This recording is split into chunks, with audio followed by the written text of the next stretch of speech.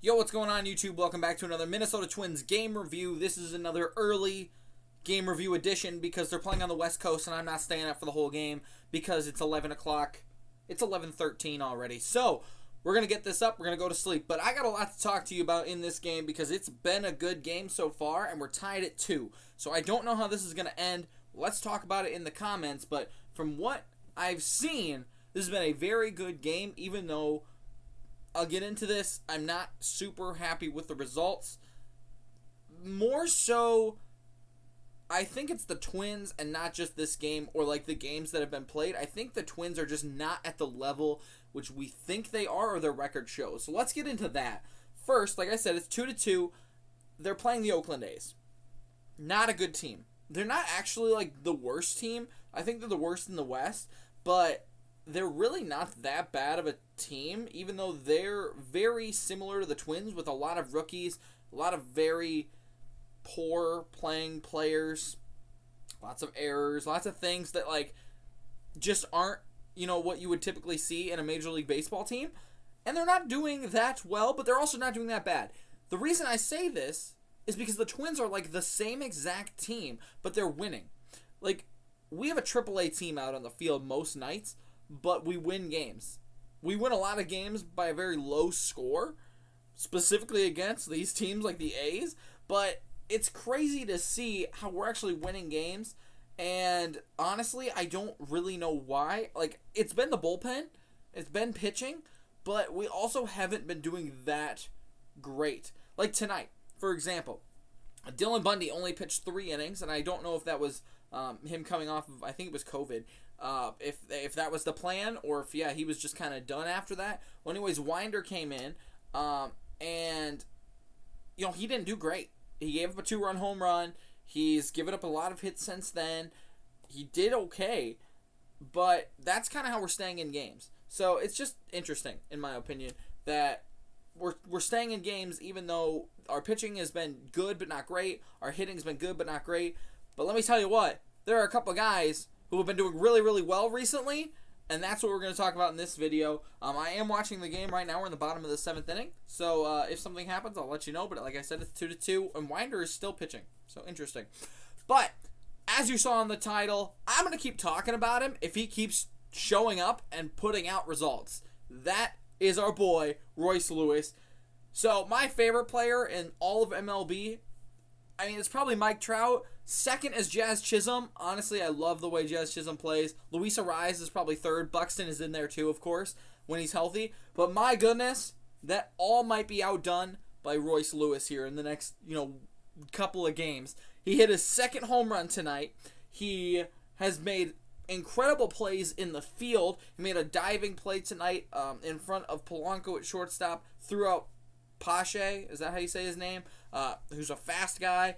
Like, my goodness, this guy can play. And I am so excited that he is on our team and that he is going to be with us for a while. He's, 22, I think? I think he's like 6 months older than I am. That's insane.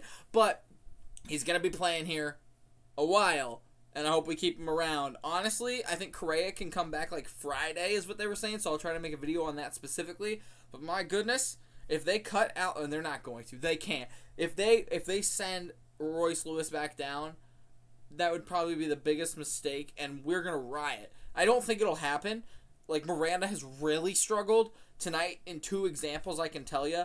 I think it was his first at-bat, Royce Lewis had just hit a double. My goodness, the guy can hit. Hit a double.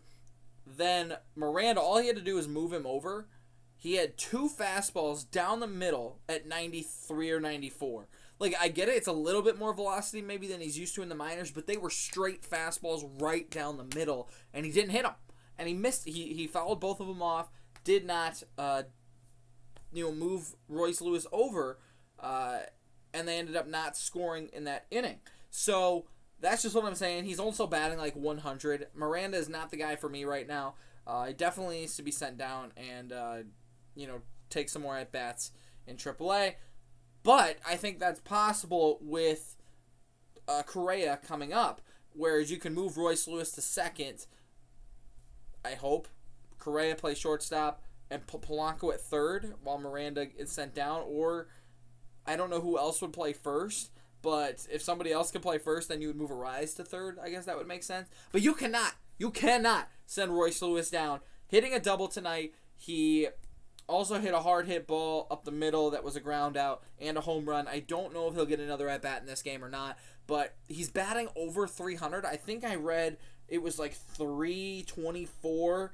Gosh, let me see if I can find it really quick from Aaron Gleeman.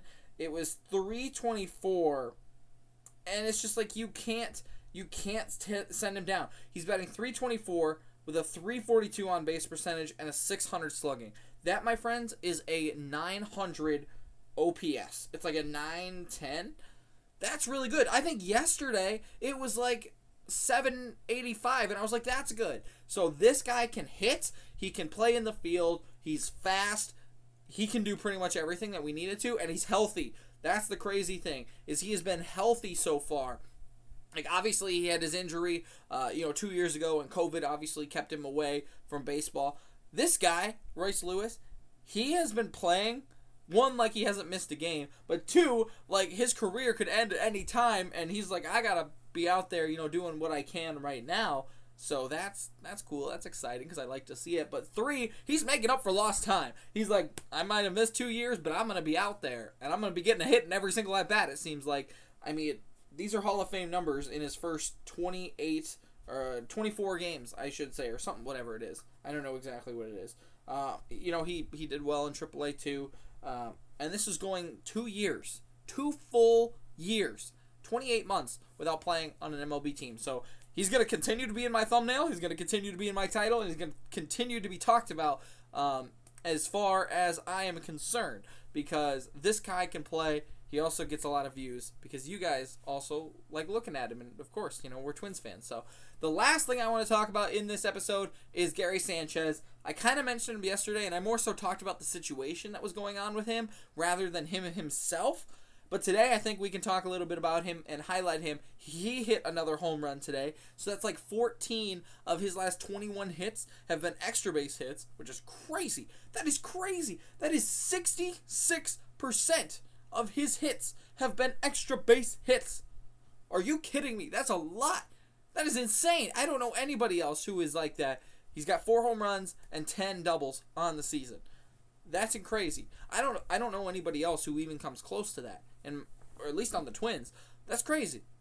So it was a cutter or a slider that kind of just drifted to the outside of the plate. And like I said, Gary Sanchez is a power hitter. He can hit for power. He doesn't need a lot of help from the humidifiers, from the stadium. I know Oakland is kind of a bigger stadium as well, so he doesn't need that. He literally just flicked the bat, and the ball, he pulled it. And I'm not sure how he pulled it on a cutter outside like that, but he got his bat head out front, and it just flew.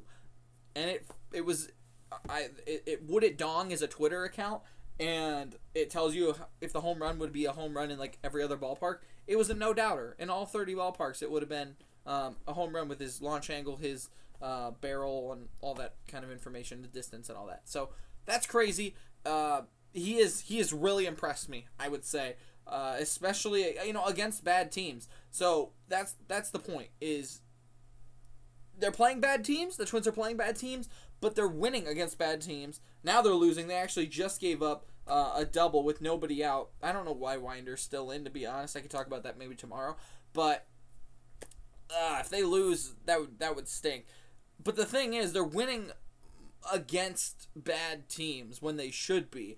I told you when the Twins were playing 21 games against bad teams, against teams that are under 500, they need to win at least 15 of them. 15 to 16 of these games. It's the easiest part of the schedule. It's going to be, a separator in the division. I don't know exactly what the Twins were. I think they were up by 3 games in the division. I could be wrong. I actually haven't looked.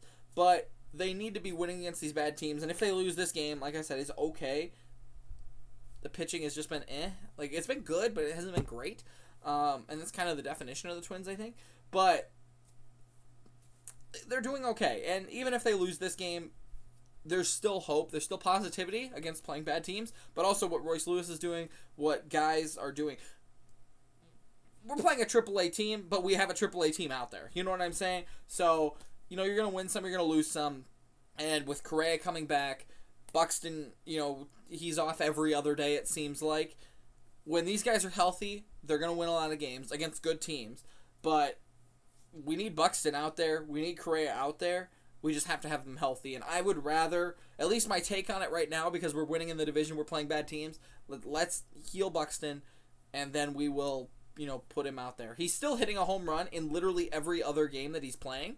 And the Twins just gave up 2 more runs, so it's going to be 5-2. And it looks like they're going to go ahead and lose this game, unless they can do something in the 8th and the 9th. But that's okay. But the point being that I would rather have these guys sit now, keep them healthy for later when we're playing good teams, when we're playing, pushing for the playoffs. It stinks that Buxton's hurt all the time. Is it unexpected? Not really, I think, at this point. But it stinks because he does so well when he plays. But, it is what it is. Celestino, we can talk about this on a whole other video. But Celestino has done well. Larnack, when he was up there, did well. Gordon has impressed me. He's done well. Kepler's been okay. All of our guys are doing good. They're not great. They're not Buxton level, but they're doing good. So, it stinks when we lose like this, especially when we know Buxton could be the difference maker. But it is what it is. You're not going to win them all. And, we need to win against these bad teams, but I'm not too worried, at least right now. So, good game. Good game by Royce Lewis, though. And I want to focus on the individuals instead of the team sometimes because, we're losing. But Royce Lewis did good. Gary Sanchez did good. That's what we can hope for moving forward. So thanks for watching. We'll see you tomorrow. Peace out.